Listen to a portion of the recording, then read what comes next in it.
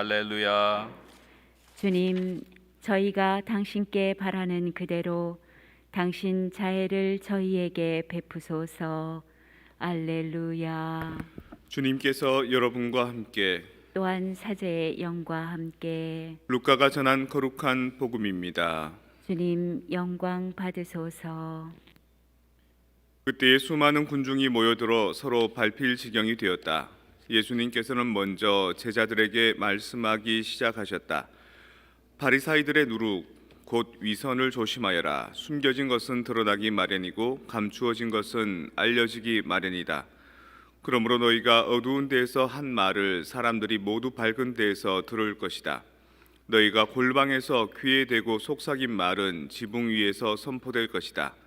나의 벗인 너희에게 말한다. 육신은 죽여도 그 이상 아무것도 못하는 자들을 두려워하지 마라. 누구를 두려워해야 할지 너희에게 알려주겠다. 육신을 죽인 다음 지옥에 던지는 권한을 가지신 분을 두려워하여라. 그렇다. 내가 너희에게 말한다. 바로 그분을 두려워하여라. 참새 5마리가 두 잎에 팔리지 않느냐. 그러나 그 가운데 한 마리도 하느님께서 잊지 않으셨다. 더구나 하느님께서는 너희의 머리카락까지 다 세워두셨다. 두려워하지 마라. 너희는 수많은 참새보다 더 귀하다. 주님의 말씀입니다. 그리스도님 찬미합니다. 평화를 빕니다. 평화를 빕니다. 오늘 입당송에 시편 얘기 나옵니다. 암사슴이 시냇물을 그리워하듯 하느님 제 영혼이 하느님을 그리나이다. 제 영혼이 하느님을 생명이 하느님을 목말라 하나이다. 암사슴 시냇물 이르면 아기 사슴 밤비가 샘물 이렇게 가까이에서 예쁘게 있는 모습이 떠오르시죠? 사슴이 초식 동물이긴 하지만 그렇게 약한 동물이 아닙니다. 사실은 운전하다가 밤에 그 고라니가 탁 튀어나왔습니다. 그 짐승들이 불빛 앞에 튀어나오면 눈이 갑자기 이렇게 탁 이렇게 안 보이는가 봐요. 헤드라이트 때문에. 그래서 뭐 안절부절 하길래 이제 급하게 핸들을 꺾었는데 토다닥 소리가 나더라고요. 부딪힌 거예요, 차에. 그래서 내려보니까 커피를 이렇게 흘리고 애가 약간 멍청하니 이렇게 충격을 받은 것 같아요. 그래서 놔두면 다른 차들이 이렇게 깔고 갈 것 같아서 살아 있으니까 치워야 되겠다 싶어서 트렁크에다가 이렇게 억지로 이렇게 태워서 이제 트렁크를 탁 열었거든요. 안전한 곳에서. 그랬더니 번개같이 바다닥 튀어나오는데 이게 초식 동물이라서 약하거나 부드럽지 않고 그 털도 되게 빳빳하고 또 근육도 잘 발달되어 있고 주변에 있는 개들이 막 쫓아가도 개한테도 막 덤비고 살려고 생존 본능이 되게 뛰어납니다. 그 암사슴이라고 해서 무시할 게 아니라 수사슴은 아마 뿔이 나 있으니까 구분이 되겠죠. 입센이라는 작가가 쓴 그 인형의 집이라는 그 소설이 있는데요. 희극입니다. 시나리오 희극인데 되게 짧습니다. 왜냐하면 그 연극을 하는 희극들은 길게 서술되어 있지 않고 동작 하나하나, 행동 하나하나가 짧게 이렇게 되어 있거든요. 그걸 이렇게 보니까 어떤 로라라는 그 부인, 아주 착한 부인이 나오고요. 남편은 은행에 곧 이제 은행에 행장이 될 사람이죠. 그 은행의 최고 책임자가 될 사람이고 옛날에 그 남편을 위해서 도움을 받았던 사람 때문에 그 사람이 당신 남편이 행장이 되면 우리 남편한테 좀 일자리를 좀 줄 수 있겠어요. 이렇게 해서 이제 알선을 해줍니다. 그래서 그 남편이 그래 그 정도는 해줄 수 있지라고 이제 그 직장을 주는데 어떤 사람을 자리에서 빼고 그 자기가 청탁받은 사람을 집어넣은 거예요. 그러니까 쫓겨나게 된 사람이 그 주인공 로라한테 이제 위협을 하는 겁니다. 당신이 옛날에 이러이러한 잘못이 있는데 이걸 남편한테 얘기하겠다고.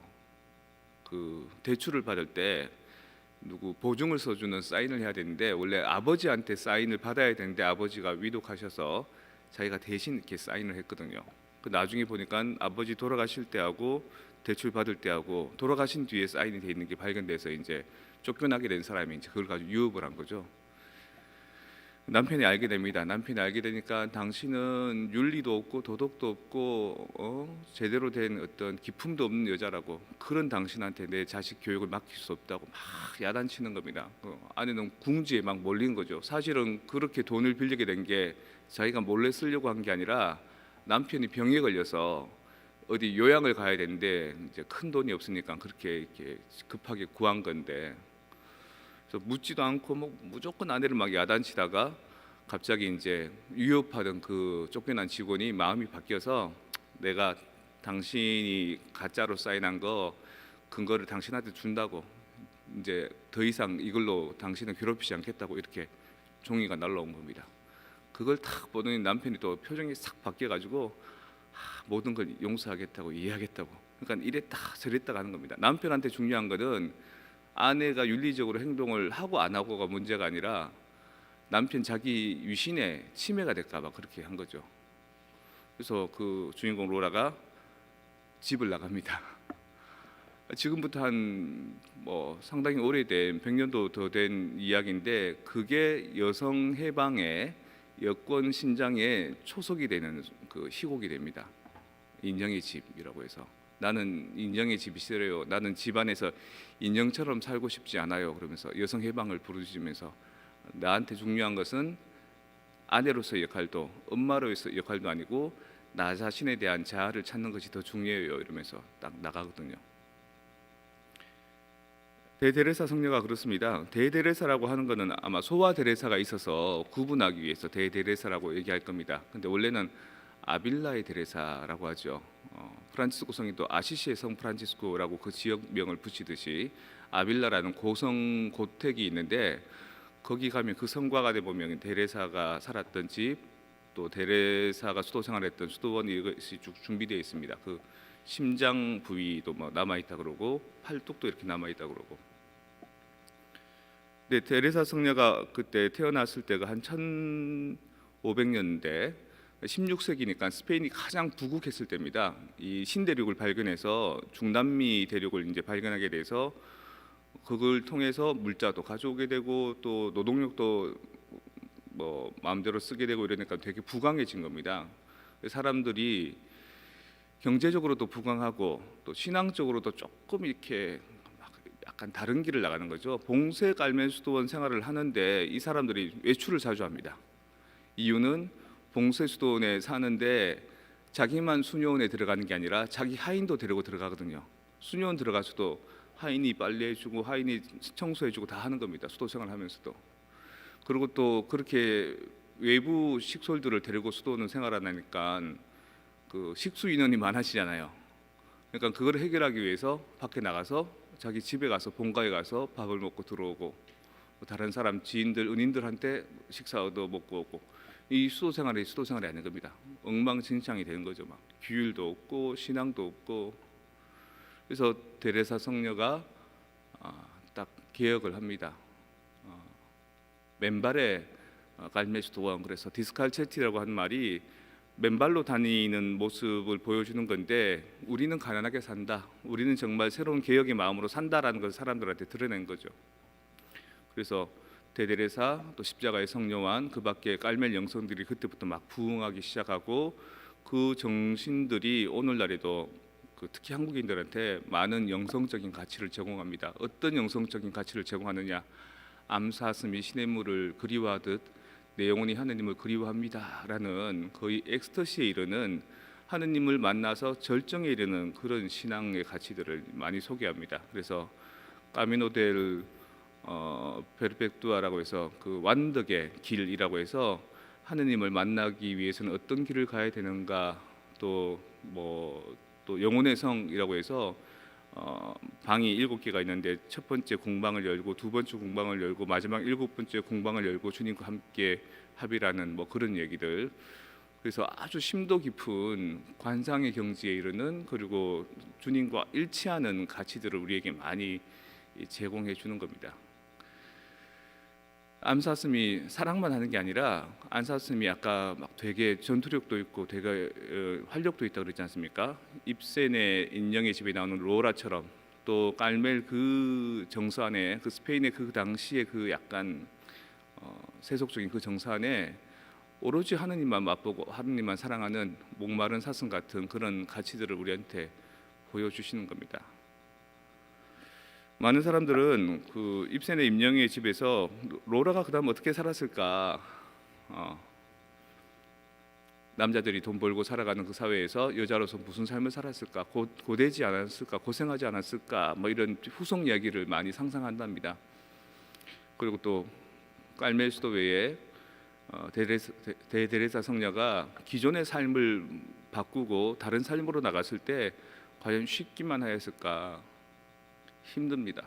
여러분들도 이혼해서 혼자의 몸으로 살아가면 힘든 게 자명하듯이 뭔가 변화의 삶을 또 삶의 올바른 정수를 추구하다 보면 다른 사람들로부터 오해도 받기도 하고 질시도 받기도 하고 또 때로는 모욕도 받기도 합니다.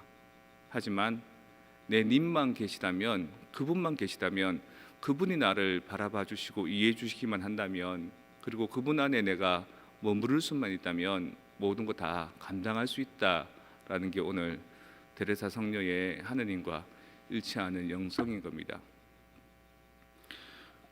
우리가 정말로 목말라 하고 있는지 하느님을, 그리고 하느님을 사랑하고 있는지, 저는 오늘 아침에 기도하면서 내가 하느님을 사랑한다고 했던 말들이 상당히 실천력이 없는 말이구나, 그리고 상당히 감성에 치우친 말이구나.